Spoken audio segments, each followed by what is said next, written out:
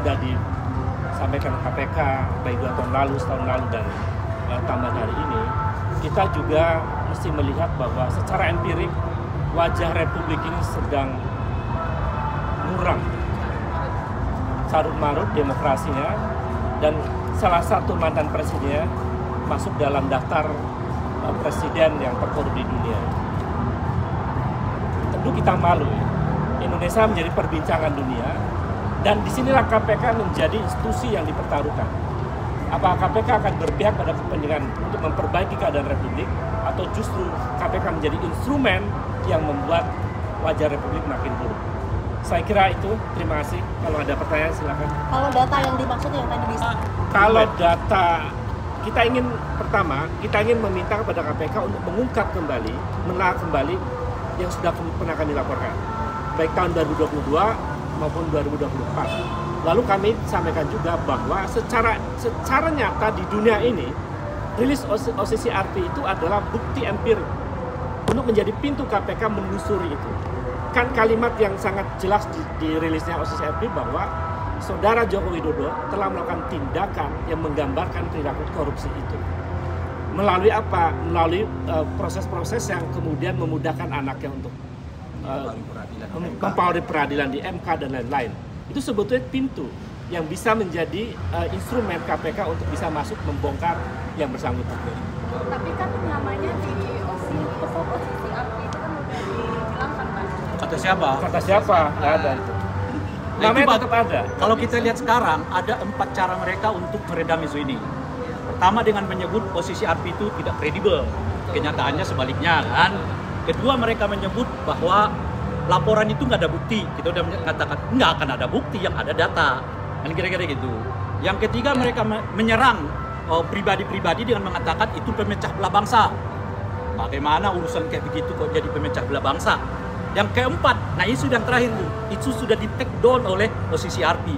Di mana ada take down-nya? Yang ada mereka mindahin dari berita utama ke berita yang lain. Itu kan biasa dalam dunia media kan. Dia tidak lagi berita utama mereka, sekarang berita dalam berita gitu loh kira-kira. Jadi berita tentang 5 nominator ya pemberita korup itu tetap ada dalam berita Bashar al-Assad itu. Tapi itulah yang sekarang dikerjakan oleh buzzer-buzzer dengan 4 model yang saya sebutkan itu tadi, dan semuanya terbantahkan satu persatu. Nah sekarang mereka beralih ke soal bukti. Nggak ada bukti, yang ada data. Kalau terkait dengan data sudah dilaporkan. Data apa saja? Soal penambahan harta kekayaan yang signifikan, ya kan, dari keluarga Pak Jokowi dan sebagainya, termasuk di dalamnya sudah disampaikan di peradilan apa itu berkenaan dengan apa yang disebut dengan Blok Medan dan sebagainya. Saya mau nanya data-data yang kan pada tim KPK gitu.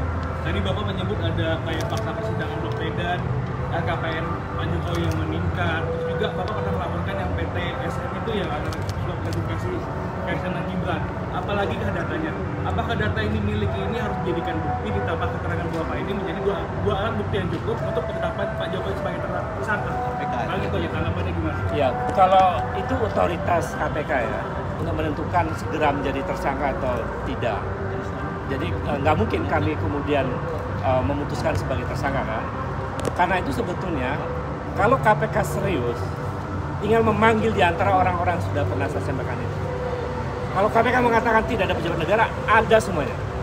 Joko Widodo adalah pejabat negara, anaknya pejabat negara, menantunya pejabat negara, direktur perusahaan swasta yang kemudian juga menjadi pejabat negara.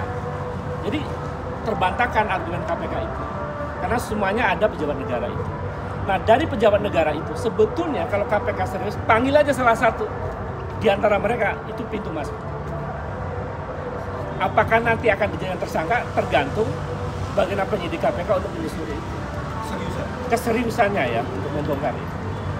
Kalau bahkan kami pernah menyampaikan argumen hukumnya detail. Jadi kalau KPK baca argumen hukum itu sangat clear.